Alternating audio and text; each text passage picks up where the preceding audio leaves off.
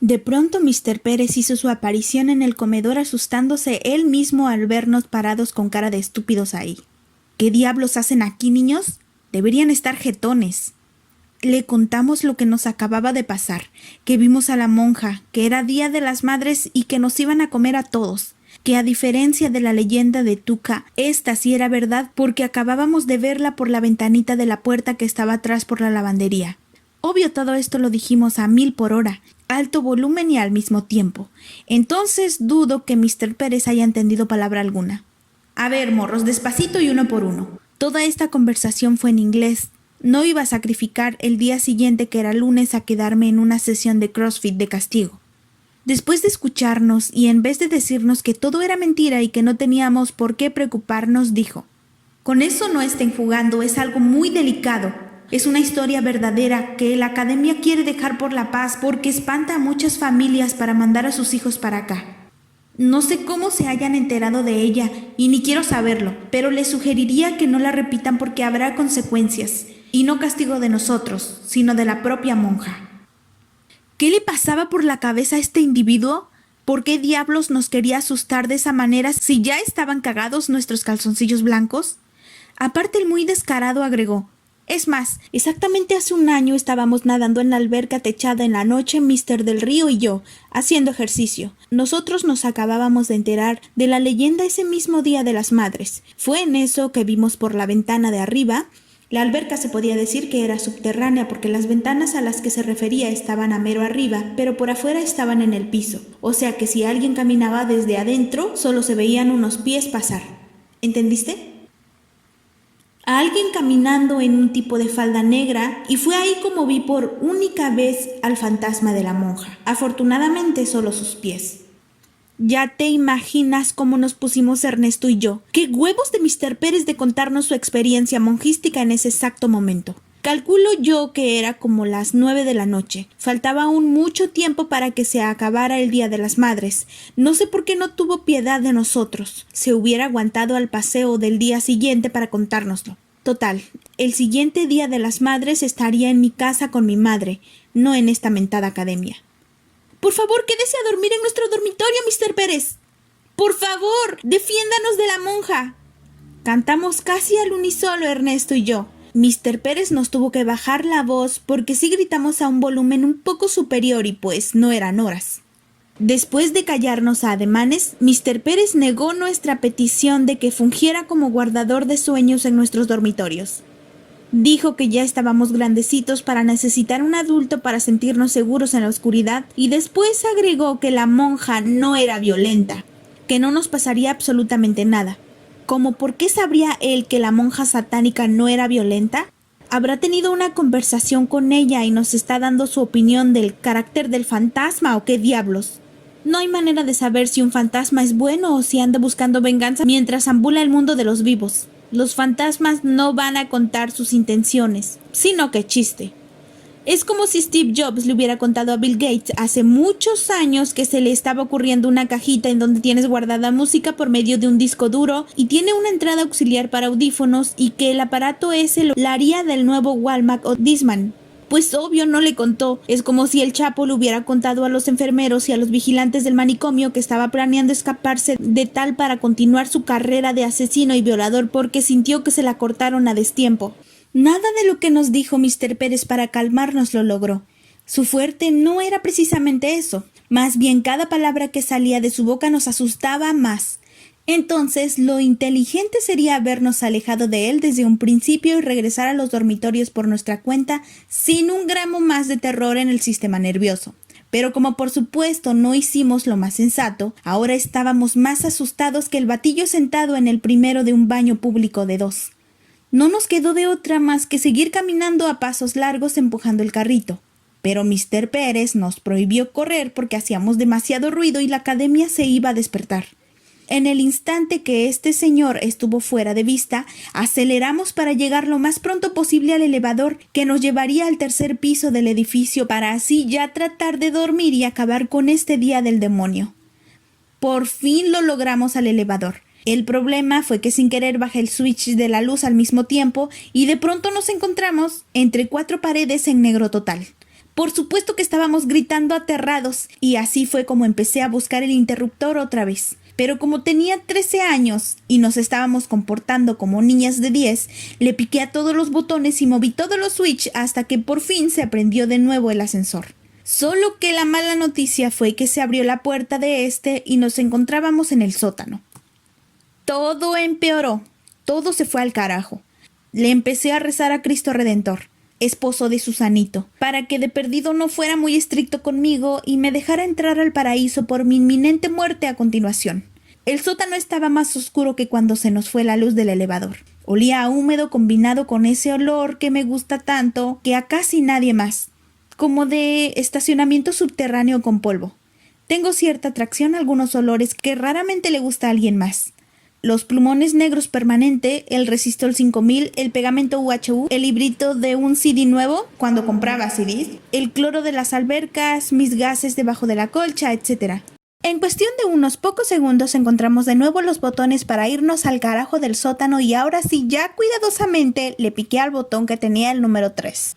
Se nos hizo eterno el viaje del sótano al tercer piso y aparte no podíamos dejar de respirar profundamente. Estábamos sudando más que una lesbiana ciega en un mercado de mariscos, para que te des cuenta del extremo. Por fin el elevador encontró su destino final de la noche en el piso 3. Y nada más terminaron de abrirse las puertas, Ernesto y yo corrimos de ahí. Aventamos el carrito contra los lockers, recibiendo un sonoroso shhh de toda la sección que trataba de dormir. Llegué a mi dormitorio y como mi noche aún no daba un giro hacia lo positivo, me encontré con un calcetín apestoso arriba de mi almohada. Lo peor es que me di cuenta cuando me metí en las sábanas y recargué mi cabeza sobre ellas. Has de decir, ¿y eso qué? Deja contarte sobre el perturbador de esta inoportuna broma. Te hablaré de Miguel Mancilla. A él lo conocí en el Instituto Irlandés acá en Monterrey, hijo de un padre millonario y viviendo en una mansión con 3 sirvientes a su disposición las 24 horas del día. Miguel era de las personas más extrañas que había conocido en mi vida. Contaba la leyenda que al salirse del baño, si es que lo hacía, después de secarse salía a su cuarto en cueros, abría los brazos y la servidumbre lo vestía, él no moviendo un dedo. Era muy famoso por ser un niño sucio. No se bañaba, usaba los mismos calzones por semanas, olía a sudor y tierra todo el maldito día. Y dudo mucho que se limpiara el culo después de mandar un fax. Aparte de todo eso, era muy burro para las clases. No tenía la habilidad de controlar su atención y era muy mal portado. Una fichita el niño este. Lamentablemente era parte de mi equipo de la sección. Significaba que dormía en mi dormitorio y que dependíamos de él como miembro de equipo para que nos dieran puntos que al final competíamos con los demás equipos y el que ganara se llevaba algún tipo de premio, como quienes están listos en la iglesia primero, quién limpia más rápido las mesas después de la comida, etc. Miguel nos hacía mucho reír con sus cerdencias. Por ejemplo, su más famosa. Te conté hace rato que estaba de moda el videojuego Mortal Kombat. Pues este muchacho tenía una producción vasta de flemas en su zona laringuística. Se tapaba un nostril para que del que quedara libre saliera una masa color verde fosforescente de buen tamaño. Te la lanzaba al mismo tiempo de gritar Fatality. Grito de victoria cuando en el Mortal Kombat vences a tu enemigo cortándole la cabeza o arrancándole el corazón. Más o menos ya te estás dando la idea de cómo era este Miguel Mancilla. Entonces, por supuesto que el calcetín que me dejó como menta de chocolate en los hoteles no estaba recién salido de lavadora. Es más, se me hace que en toda su apestosa vida había conocido el interior de uno de esos electrodomésticos. Apoyo la cabeza en mi almohada y un olor fétido se concentra y se mete a mi nariz para no salir como por las próximas 22 horas. Fue algo espantoso, más que la propia monja que en ese momento se me había olvidado. Como cuando te duele mucho la cabeza y agarras una navaja y te cortas en el brazo para que el dolor que sientas sea transferido por tu cerebro hacia la cortada. Y ¡pum! Adiós dolor de cabeza. Al escuchar mi exalto de asco, Miguel empezó a reír, pero a mí poca risa me dio. Mi mente volvió a la monja satánica que estaba persiguiéndonos y de seguro ya nos había encontrado. Me tapé todo el cuerpo con la sábana, como si ésta sirviera de escudo contra los monstruos del mundo. Hay que avisarle a todos los niños de las películas de terror que si un monstruo te encuentra, difícilmente una sábana va a impedir que te encaje sus colmillos en la piel. Lo que sucedió a continuación no es un invento. Te juro por mi ratonera vida que sucedió tal como lo vas a leer. No es una jugarreta para hacer esta historia más interesante o más horrorífica. No es como la crema que le echan algunas personas al contarles historias a sus amigos sobre sus escapadas sexuales del fin de semana. Oye, te desapareciste un buen rato. ¿Dónde andabas? Pues fui al baño y me cogí a 3 morras y aquí estoy de vuelta. No, no es así. No es como cuando tus papás te decían, háblale a tus abuelos. Hasta los fui a visitar, papá. Pues qué raro porque acabo de hablar con tu abuela y no me dijo nada. Ya está viejita, papá, se le olvida. Esto no es azúcar para endulzar el tamal.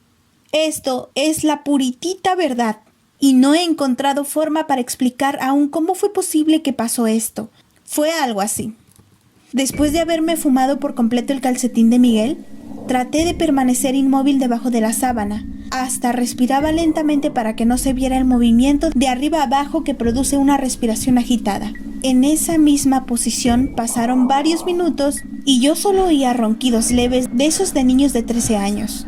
No creas que a esa edad ya echábamos los rugidos que acostumbramos a echar cuando dormimos a esta avanzada edad.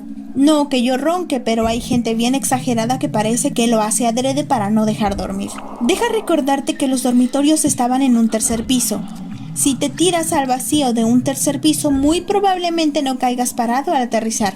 O sea, es muy alto. La pared en la cual se recargaba mi cama era la última pared, o más bien detrás de mí no había más que aire. No había otro cuarto, no eran los baños, no era el vestíbulo, había aire. ¿Sí me sigues? Yo acostado sería mi cabeza, luego pared, después aire. Todo mundo dormía. Yo, por obvias razones, simplemente no podía dejar de pensar en lo que acababa de vivir junto a Ernesto. Y de hecho recuerdo haber estado temblando porque de verdad estaba espantado a que en cualquier momento me destapara sobre Evangelina. Pero en vez de ser descubierto por su fantasma, solamente escuché 3 fuertes golpes que provenían de la pared con la cual chocaba mi cama. 3 golpes que sentí en el fondo de mi ser. Sin albur. Los sentí y los escuché. Justamente detrás de la pared de mi cuarto a la altura de nuestro dormitorio. O sea, en el 3er piso. Me levanté rápido de mi cama preguntando a mis compañeros de cuarto si habían escuchado eso. Nadie me respondió, pues estaban súpitos. Empecé a sudar. Me levanté de la cama, le di varias vueltas al dormitorio. No podía creer lo que acababa de escuchar. No eran horas para que algún tipo de albañil fuera por una escalera de esas altotas a la bodega, la recargue justamente en mi piso, en donde estaba mi cuarto, subiera tantos peldaños, golpeara con un mazo la pared en 3 ocasiones, bajara y guardara la escalera de nuevo en la bodega y a dormir. No había explicación humana ni científica ni lógica para lo que estaba yo experimentando. Obviamente fue la monja. Me había encontrado y su juego diabólico era asustarme para marinarme en mi propio horror y comer un suculento platillo al ajos. No encontraba qué hacer más que esperar mi muerte. Pensé en escribirle algo a mis papás y a mis amigos. El mundo se hubiera librado de muchas canciones tristes que empezarían a publicarse 6 años después. Me iba a largar de esta dimensión sin despedirme de nadie y a manos de una maldita monja fantasma que buscaba revancha por su asesinato, pero encontrándola apócrifamente a merced de un adolescente inocente. No era justo. ¿Cómo era posible que Dios permitiera esto? Iba a misa diario. Diario me hacían rezar cosas. Me aprendía los salmos y los cantaba en alabanzas con retortijones en el estómago por el hambre a las 7 de la mañana diariamente. Era virgen. Sí, virgen. Es más, ni un beso en la boca había recibido. Ni la masturbación conocía. Me acuerdo de mi primera vez. Pensé que me había regresado mi pecado original, que ya estaba manchado de por vida y que obviamente ya había perdido mi pureza y mi virginidad. Nada me hacía sentido. Fue por eso que me acosté y acepté mi destino. Solo me quedaba esperar el momento. Y en eso desperté. Me había quedado dormido mientras esperaba la llegada de la monja. Miguel pensó que yo estaba enojado por el suceso de la calceta de la muerte, pero yo ni me acordaba de eso. Solo podía pensar en cómo diablos había burlado mi asesinato. ¿Se habrá arrepentido la monja y prefirió esperar al siguiente día de las madres? Muy probablemente haya sido eso. El caso es que era lunes 9 de mayo y día de salida o paseo, y no me tocó castigo por Black Point.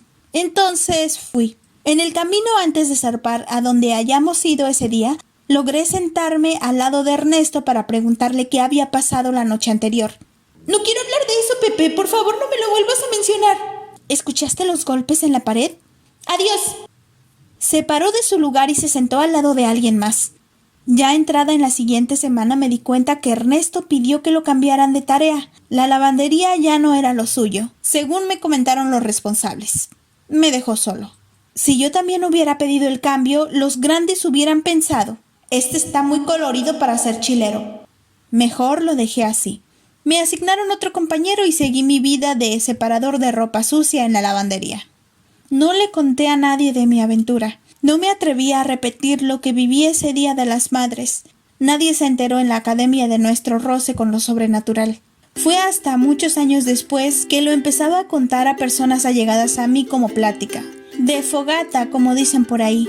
Nadie me ha creído hasta la fecha. De la gente que escucha mi historia solo recibo risas, dudas y hasta decepción.